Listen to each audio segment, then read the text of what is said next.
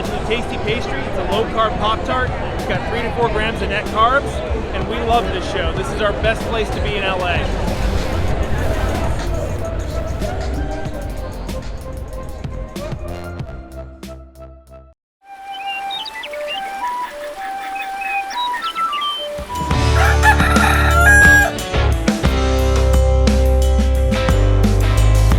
Welcome back to Legendary Foods Muscle in the Morning.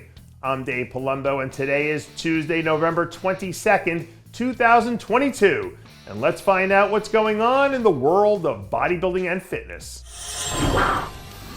I'm sure there's probably someone out there who could explain this better than I can, but in my opinion, one of the primary differences between motivation and inspiration is that motivation is mainly used as a Kickstarter to get you going, whereas inspiration is like a call to action because you're working towards a higher purpose. And if you had to guess, wouldn't you imagine that inspiration is primarily the thing that's fueling Kamal ElGargni right now? The fact that he's 51 years old, in the best shape of his life, and arguably in the best shape of any 51-year-old to ever walk the planet, isn't something that a person can just be motivated to do. The only way you're able to consistently honor the commitment it takes to achieve something like this is to be purpose-driven. Because at the end of the day, it's purpose and commitment that keep you putting one foot in front of the other. Motivation only gets your ass up off the couch. And more often than not, when someone believes they're driven by a higher purpose, they're willing to do whatever it takes to get the job done.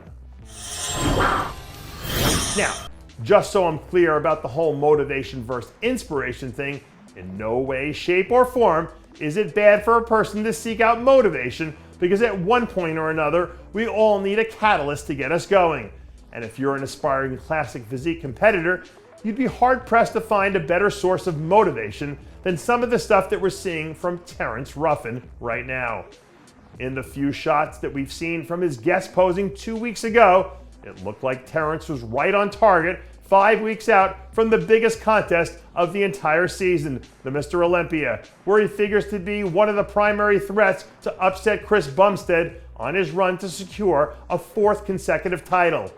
His evolution as someone who went from good to great to winning the Arnold Classic and cementing himself as one of the greatest of all time in the history of the division is something that should absolutely be a source of motivation for any young person starting out with big dreams and title aspirations of their own. But if he can somehow find a way to complete the loop and add the one missing link to his resume, at some point down the road, you can imagine his journey becoming a source of inspiration for someone looking to follow in his footsteps. We've also got some good news for you today if you're a Brett Wilkin fan, because it looks like your guy is only a few days away from stepping back on stage at the Big Man Pro this weekend. I haven't heard anyone deny the fact that Brett was at his all-time best in Romania 2 weeks ago.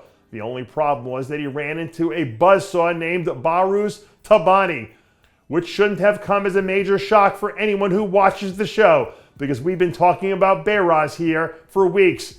Right now, based on the way this lineup looks on paper, Brett is right up there on the same tier as Alfred Chirac in terms of pre-show favorites. Only Brett might have a slight edge here, given the fact that he has the benefit of being able to make small adjustments because he's coming off of that performance in Romania. This should be a nice battle between these two if they're both in top form. But I don't think it would shock anyone if this ends up being the spot where we see Brett grab his first win and finally seal the deal on his 2023 Olympia bid. Even if you're not involved in the whole crypto thing at all, at a base level you can understand why it's so attractive to so many people. The idea of buying into something for pennies on the dollar, then having your money exponentially skyrocket without actually having to do anything is a really attractive idea. To a certain extent, when you're a fan of someone or a team, your psyche acts the same way. You want to get in early, ride it out, and hope for the big payoff, because that's part of what makes the ride so much fun. And if you're a Carlos Thomas fan who's seeing this video for the first time, I'm sure you're probably hoping that his stock goes by the way of one of those crypto pumps, which would basically turn him into a star overnight. More and more now, we're seeing some of those rookies be able to come in and have an immediate impact from day one. And Carlos is certainly someone who has that sort of potential. So if he takes his time, picks his spots right, and gets enough momentum behind him, this could end up being one of those 20-time value situations that makes a whole lot of people very happy. And that does it for yet another edition of Muscle in the Morning. I'm Dave Palumbo, reminding you to always be true to your passions, and make sure to follow us on Facebook, Twitter, and Instagram.